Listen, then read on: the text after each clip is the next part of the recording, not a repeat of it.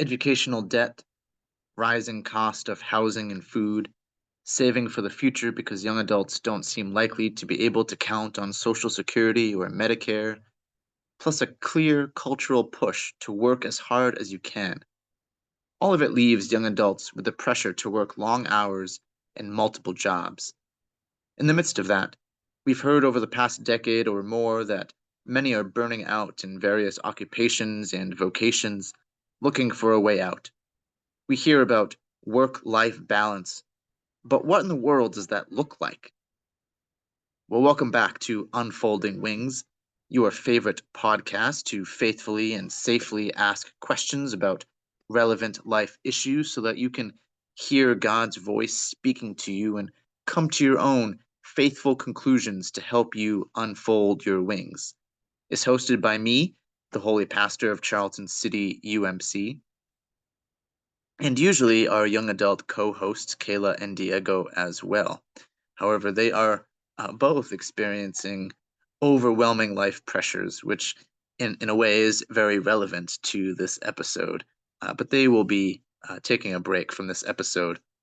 As always, we remind you that our job here isn't to tell you what the church believes or even what I believe, but to give our listeners a space to hear their own questions affirmed and an opportunity to unfold those wings and grow.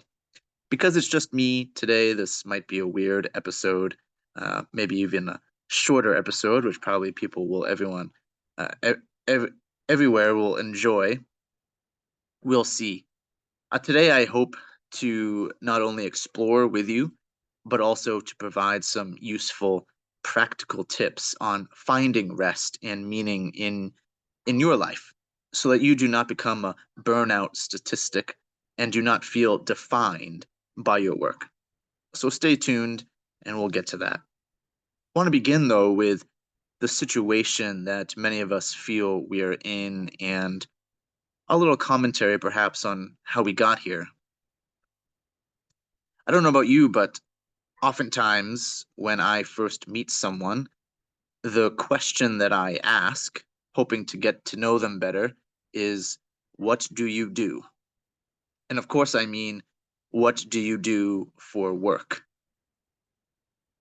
And we ask that question because we often define ourselves by the work that we do, the occupation that we earn money with. It says a lot about a person, or at least we have been trained to think that the work someone does says a lot about them. And so we've been trained and taught to ask that question, what do you do? As one of the first questions in getting to know someone.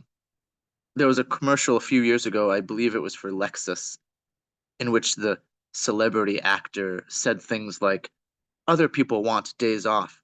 Other countries are thinking of a 4-day work week, but that's not for us. We have plans. We have ambition. It was something like that. Of course, it's a commercial. So really what they're saying is we have things to buy, which is why I'm pretty sure it was for Lexus. It's for some expensive thing.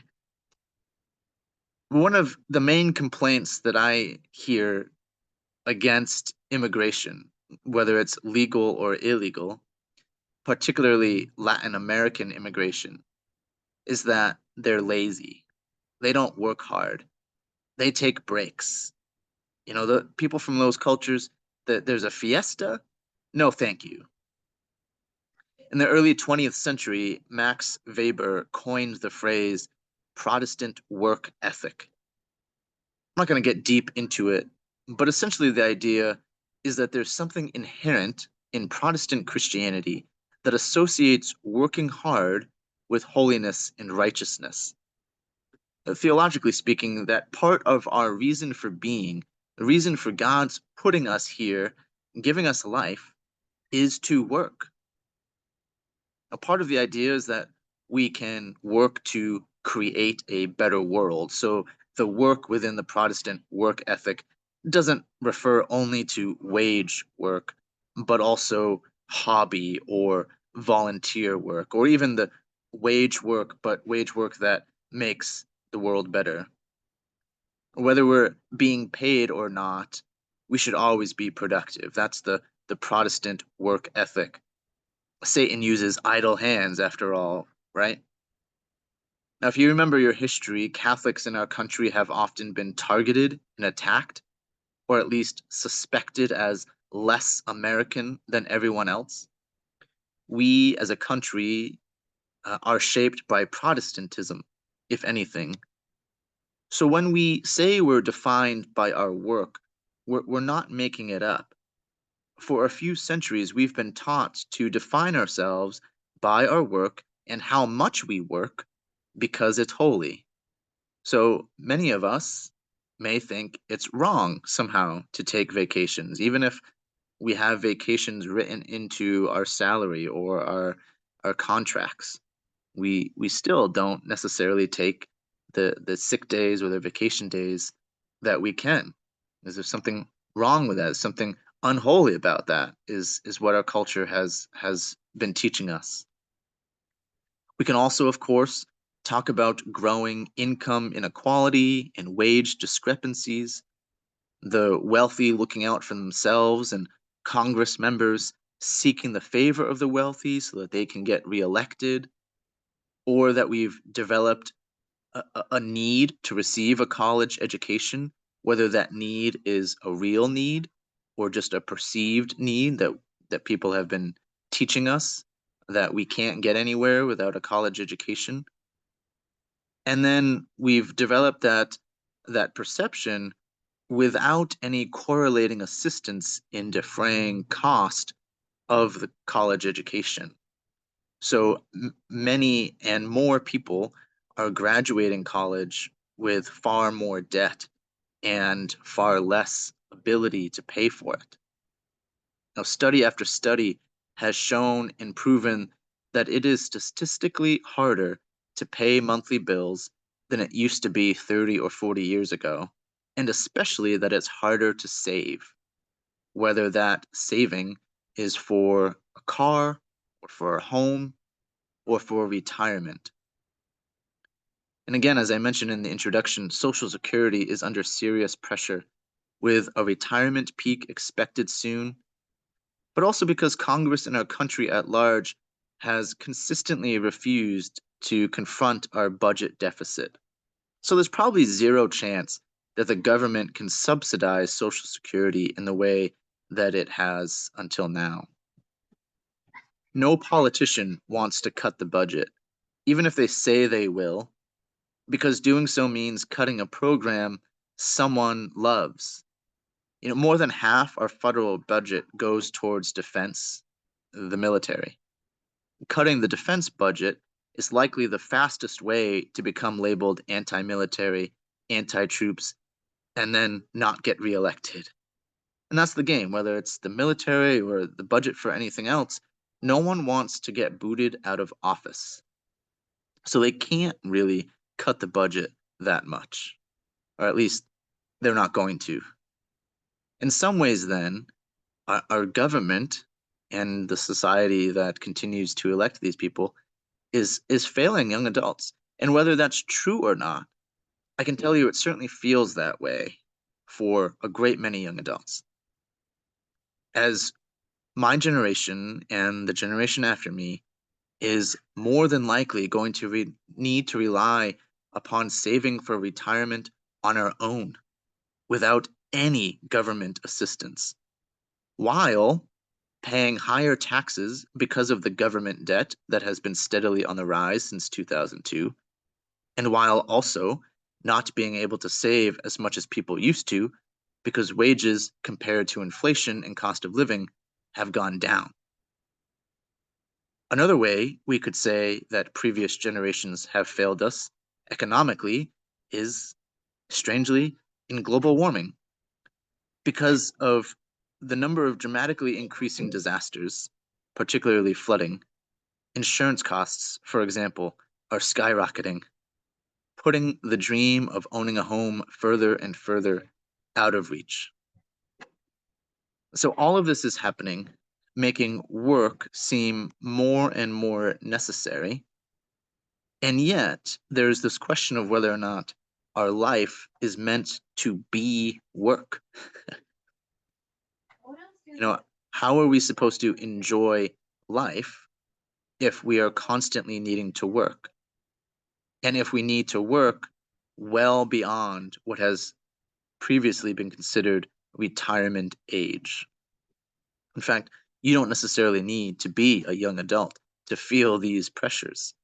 Many people feel these pressures already, that you can't retire at 65 or 70 or 72. You just can't retire. You need to keep working for as long as possible. But is that what our life is supposed to be? Well, before we continue with that conversation, but that's really the question at the heart of today's episode. I just want to point out that Methodism, which is our faith tradition, has had a long history, especially at the origins of the movement, with trying to answer this question of, is our life supposed to be about work? And Methodism's answer is no.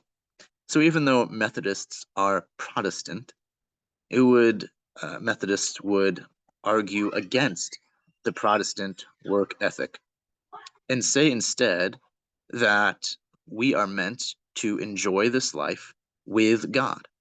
However, at the same time, there are so many people who are, unfortunately, mostly because we humans have done this to ourselves, there are so many who live in situations that they cannot possibly enjoy life.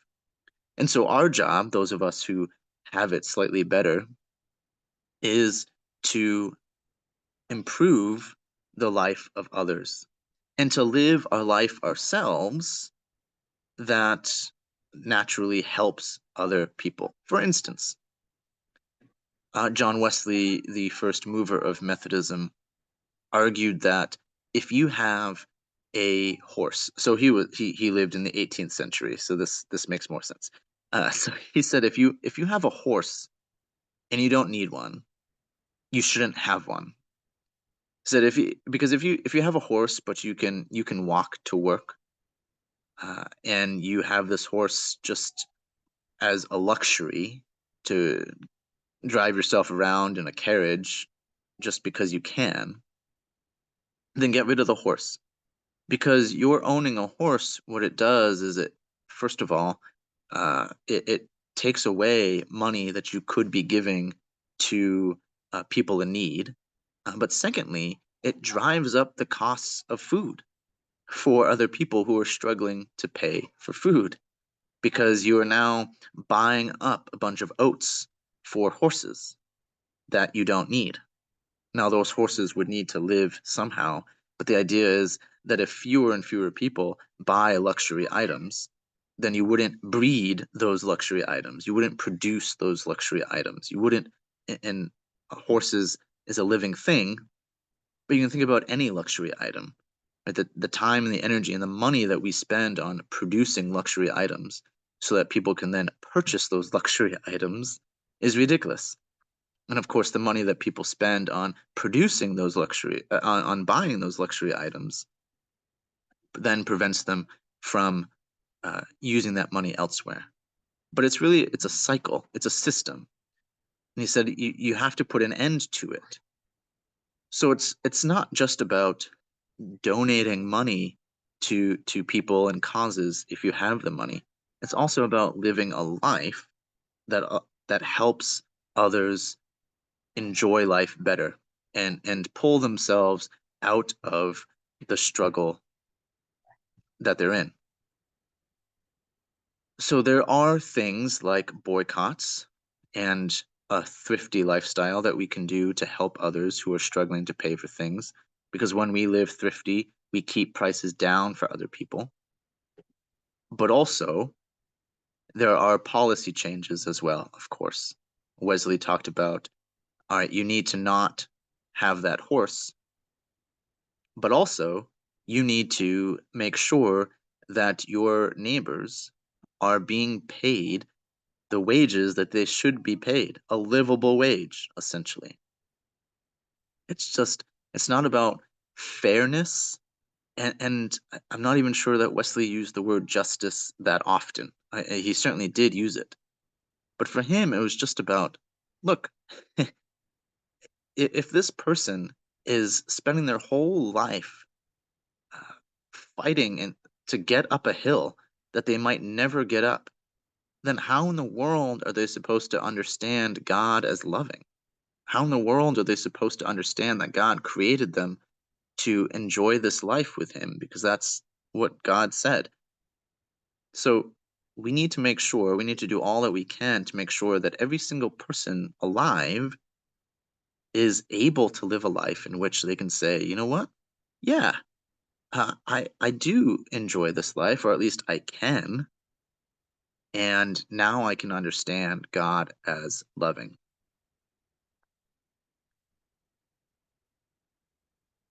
Now, in episode 4, when we were still figuring out what the heck we were doing with this podcast, we talked about jobs. Now, basically, that episode was about finding meaning in work because, all right, we have to work. So, if we have to work, how do we make sure that we're not miserable in our work lives?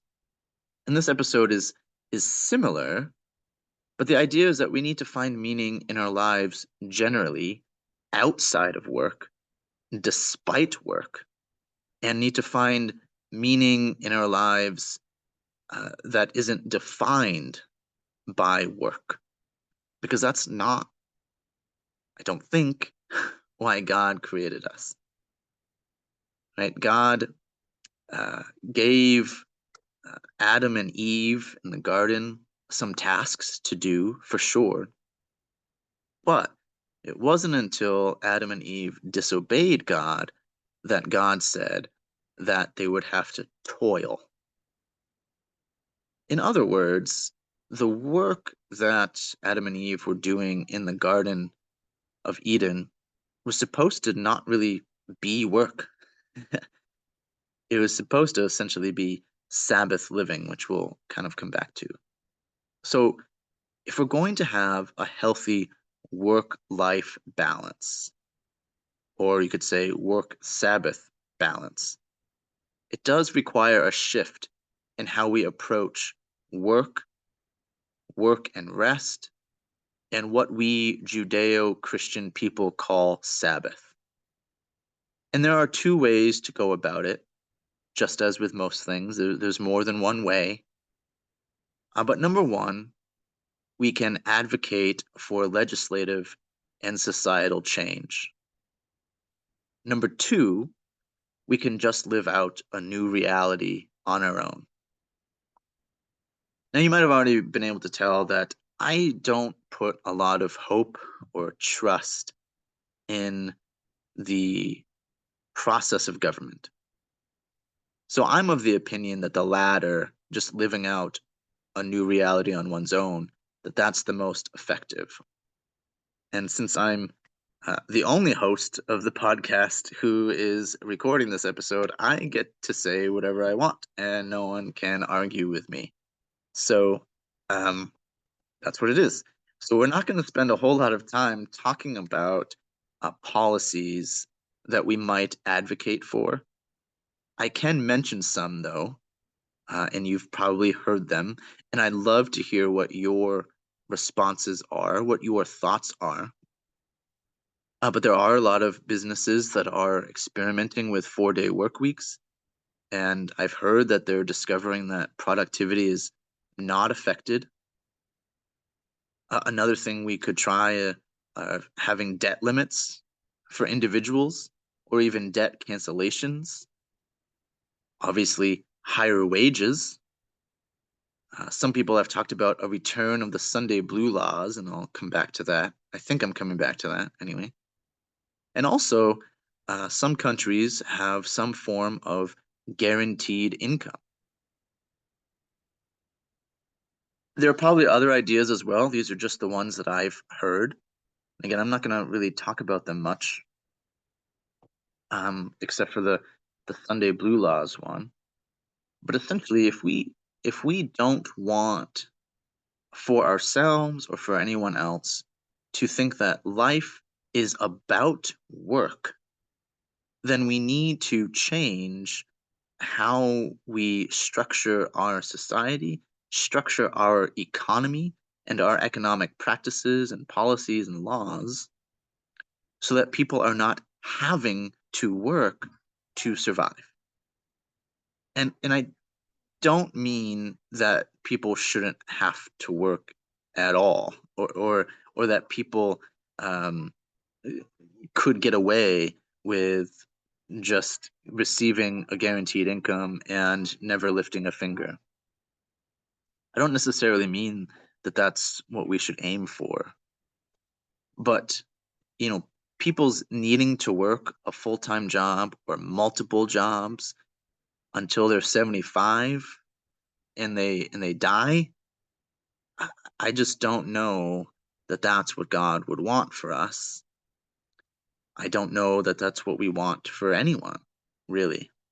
We should be able to enjoy life, and not just enjoy life because, hey, we're lovey-dovey, but enjoy life because it's the life that God has given us, that God has created us so that we can walk with God, in love with God, and in love with one another.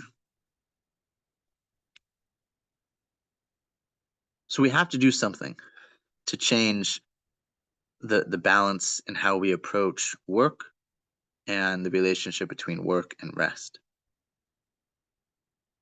So coming back to the Sunday blue laws, I know a lot of people say, well, if we just legislated that people couldn't work on Sunday, then that would automatically give everyone a Sabbath.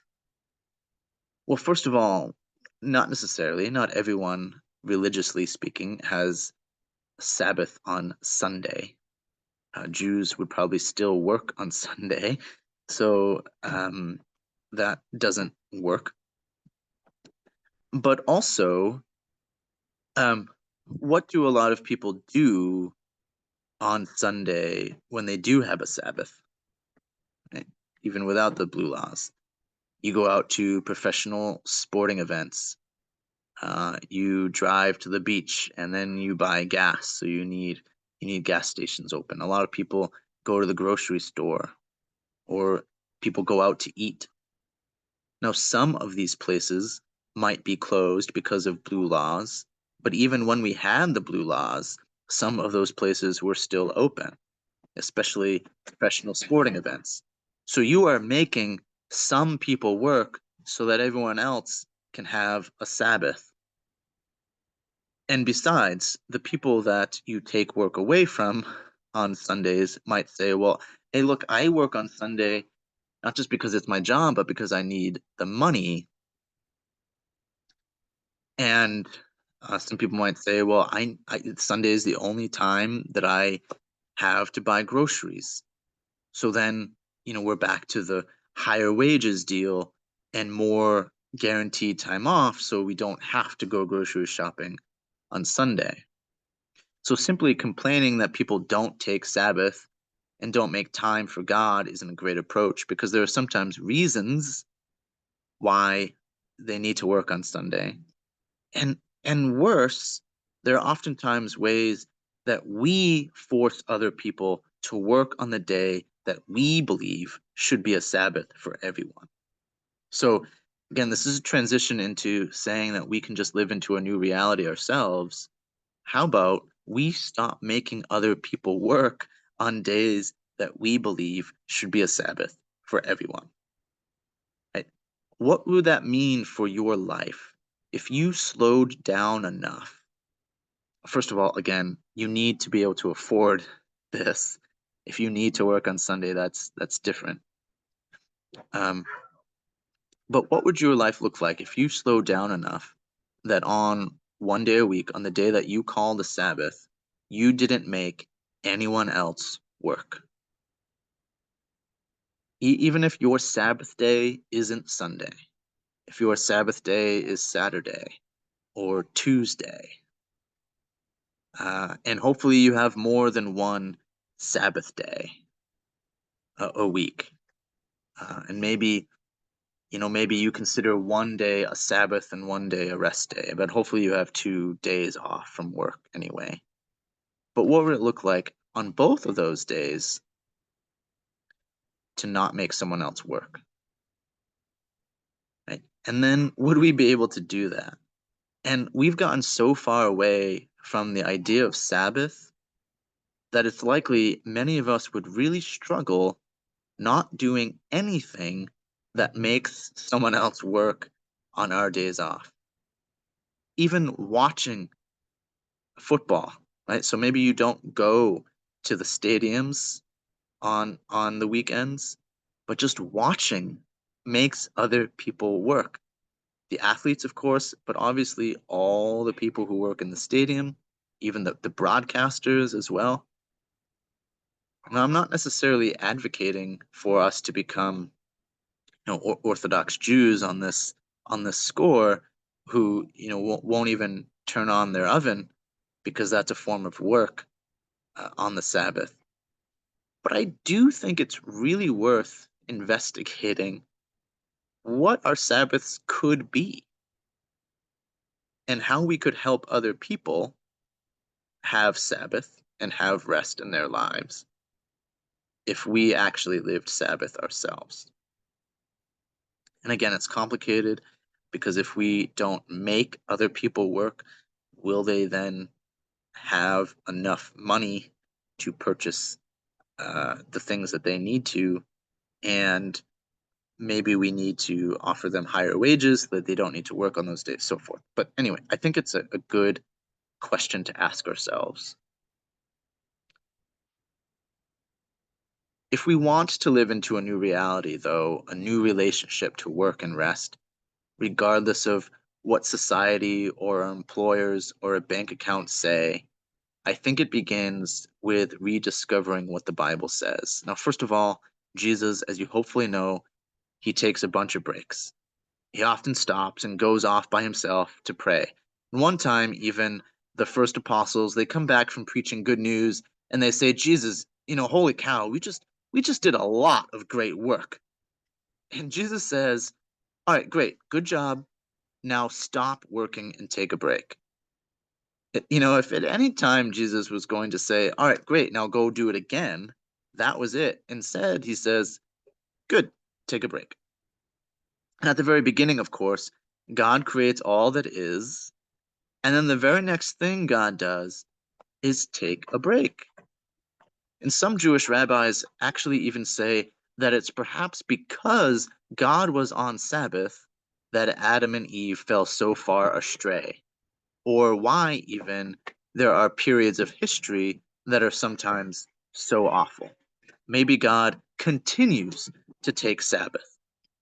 The idea, though, is that if God does it, so should we. And if you hear my cats fighting each other in the background, I apologize. But, if it's good for God to take Sabbaths, then it must be good for us to take Sabbaths too. And Jesus also in the Bible tries to reframe for us what Sabbath is about. Another time, his disciples are working on the Sabbath by plucking grain to feed their hunger.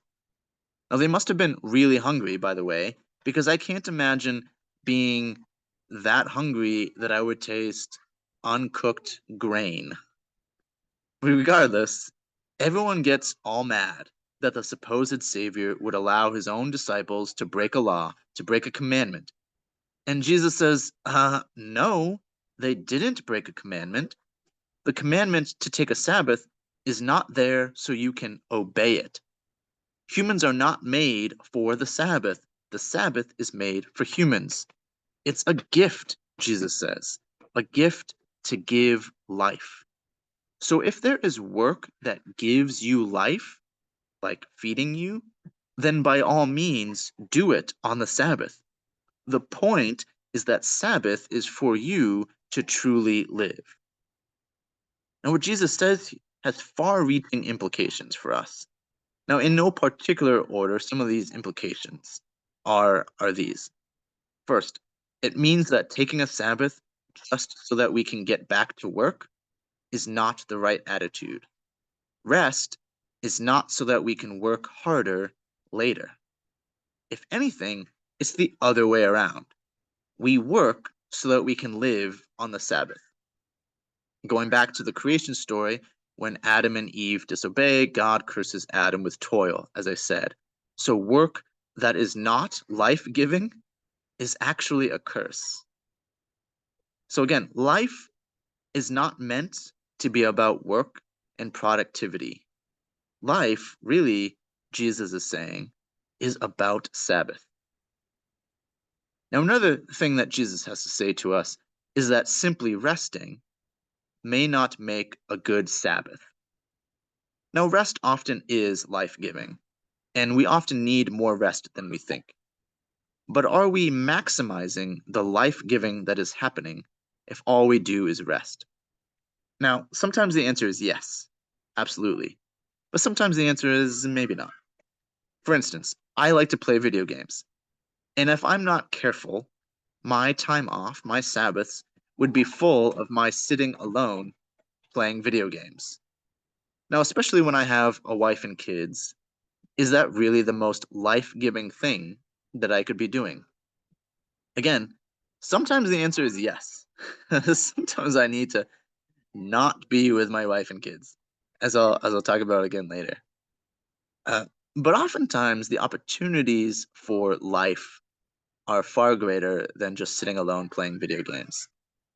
So I would say, and I think God would back me up on this, that at least part of our life giving Sabbath activities should be spent with the people that we love, and that includes God in prayer, somehow or another. Now, the last implication that Jesus has for us is that we should find ways to make Sabbath. We need to carve out time for ourselves. So, what I often do is I try to remind myself that, so I love to ride my bike, uh, bicycle.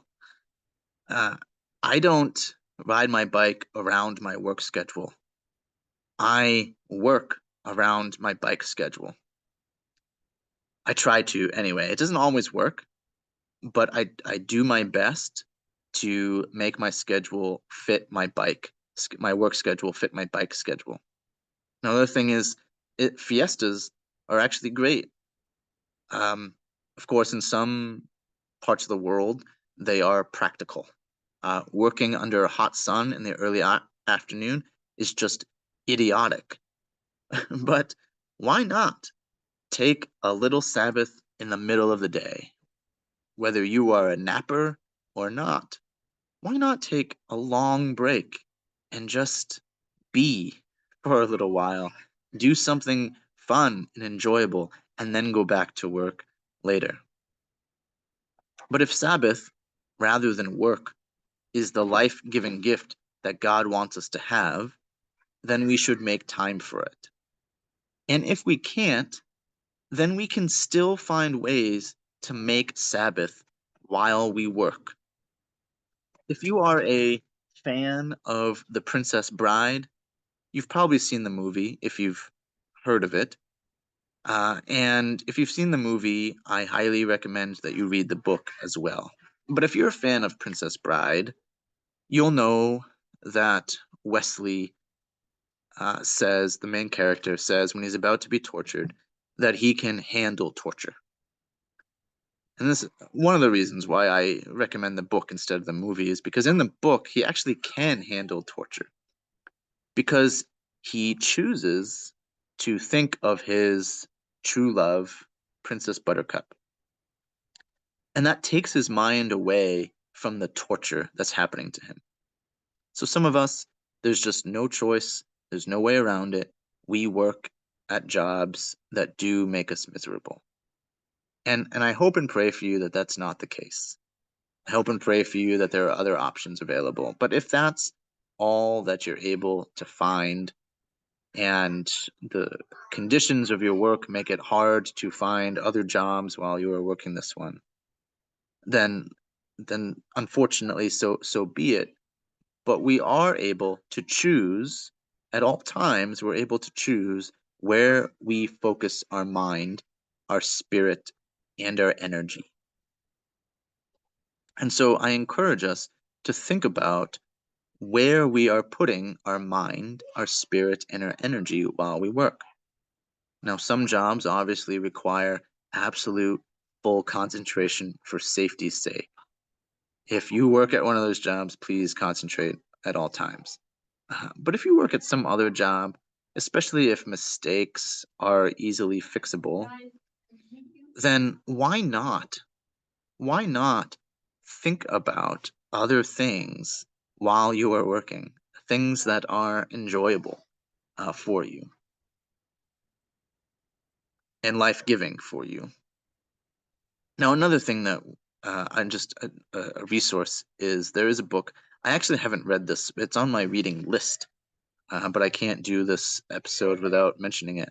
There's a book by Tricia Hersey called Rest is Resistance, a Manifesto. I've heard amazing things about this, and I'm really looking forward to reading it myself. I recommend it to you.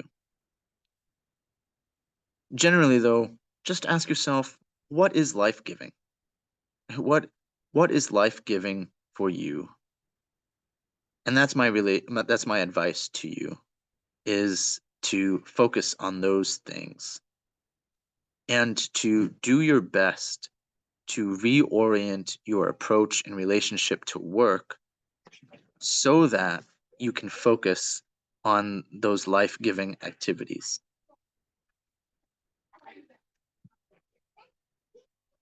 This episode apparently was not any shorter by having just me.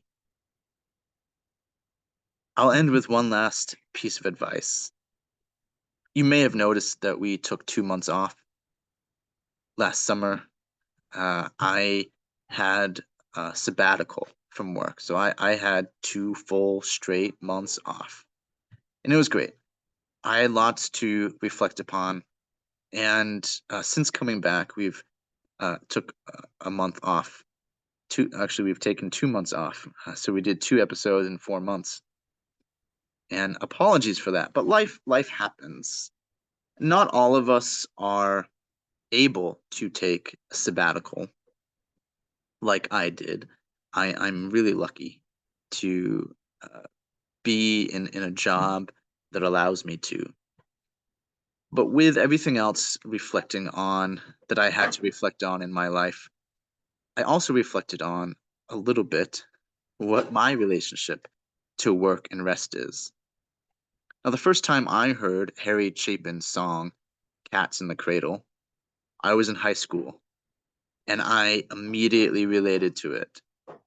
And it wasn't written in our generation, so it's not, modern contemporary music. It is defined now as an oldie, but lots of other people you've probably listened. I mean, it's a classic, so you've probably listened to it and loved it. Even if you didn't love the music, you probably related to the lyrics at least a little bit. And my father, God bless him, he was and he is definitely one of those Protestant work ethic people.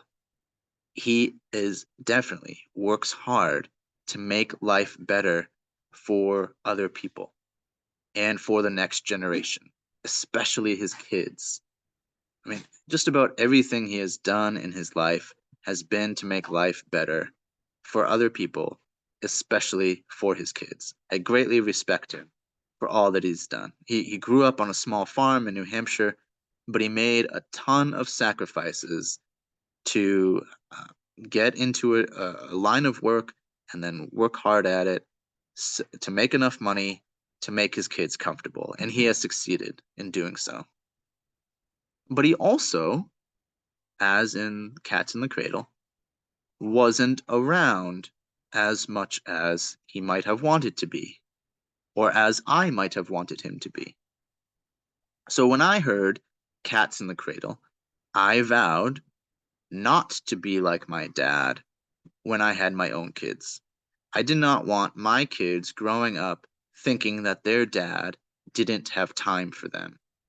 I wanted to break the cycle. Now, so far, maybe I've done that, but at the same time, I've learned that I am not really spiritually gifted to be a father. As much as I wanted kids before I had kids, I did not know what time and effort was going to go into them. And if I'm honest, spending time with my kids is not always life-giving. And I'm being honest here because I think that's true for a lot of people. You have kids for whatever reason. Perhaps the reason is just as kind of with me because you think you should have kids. Especially if you're married, right? That's the next step. You have kids. But we're not all spiritually gifted to be parents. Or at least we're not spiritually gifted to be the parents that we think we should be. So now when I am a good parent, I do it not for my sake, certainly not for my sake, but because I think it's important for them to see me around. But there are certainly times when I feel more joyful when I'm not with my kids, even if I could be. Now, don't get me wrong, there are certainly times when I feel more joyful after spending time with my kids. Or, I could throw in my wife here as well. There's sometimes I feel more joyful with her, there's sometimes I feel more joyful without her. But again, there are plenty of times when I wonder if my dad was onto something. That work for a lot of people might actually be rest from the exhaustion at home. Oftentimes, the more time I spend with my family, the more time I need to myself. Even the good times, even when I say I'm really glad that we just spent that time together, I feel great about it. I still need to rest after it. And again, this doesn't mean at all that I don't love my family. It doesn't mean I don't like my family. I do. It's just who I am and how I'm built. And I'm certain that there are a lot of other people who can say the same. And that's my point. Whether we are a parent, a spouse, or whatever, we should not feel guilty if what we think should be life giving is not life giving for us. Right? Some people think that if you're a parent, then spending time with your kids must be life giving, or spending time with one's spouse must be life giving. It isn't always. Some people like long walks on the beach. Other people only like the idea of a long walk on the beach and actually find themselves miserable if they do it. So, this is my big final piece of advice. Do what works for you. What is life giving for you? Right? Listen to yourself and your rhythms. That is more important in some ways than listening to God in this respect. Because if you don't listen to yourself first, then you'll be too miserable to listen to God or anything or anyone else during your Sabbath or whenever. Listen to yourself and your rhythms first. What is Sabbath? What is life giving for you? Now, as I said earlier, I do think part of Sabbath should be spending time with the people that we love. That includes God as well, and it especially includes God. But if you're not doing something with God that is life giving for you, or doing something with anyone else, including yourself, if it's not life giving for you, then that time is going to be wasted in some ways. Right? Some people think that spending time with God means sitting and praying by saying all of the things that we think need to be said. Some people think we need to sit and read the Bible for half an hour. And not everyone enjoys these things, these spiritual practices. And they're not life-giving in the same way for every person. I do think everyone should pray. I do think everyone should read the Bible. That doesn't mean everyone needs to do each of those activities the exact same way. Listen to yourself. What works for you? And again, try to find Sabbath even while you're working, and that includes at home. And some of the things that we do at home are work, the chores, even gardening. If you like to garden, well, that can still feel like a chore sometimes. But find ways to make each of those things life-giving for you. Make those things restful and Sabbath for you. And again, I'd love to hear what your comments are. What is life-giving for you? Going back to the legislative policy changes that could help one another find time and be comfortable in having time and making time for Sabbath. What makes sense to you? You can reach out to me at Charlton City UMC or some other spiritual companion and talk about what works for you. I've really enjoyed doing this episode. It really matters to me. I hope it matters to you as well. Hopefully, my co host will be back with me for the next episode. But until then, keep it holy, friends.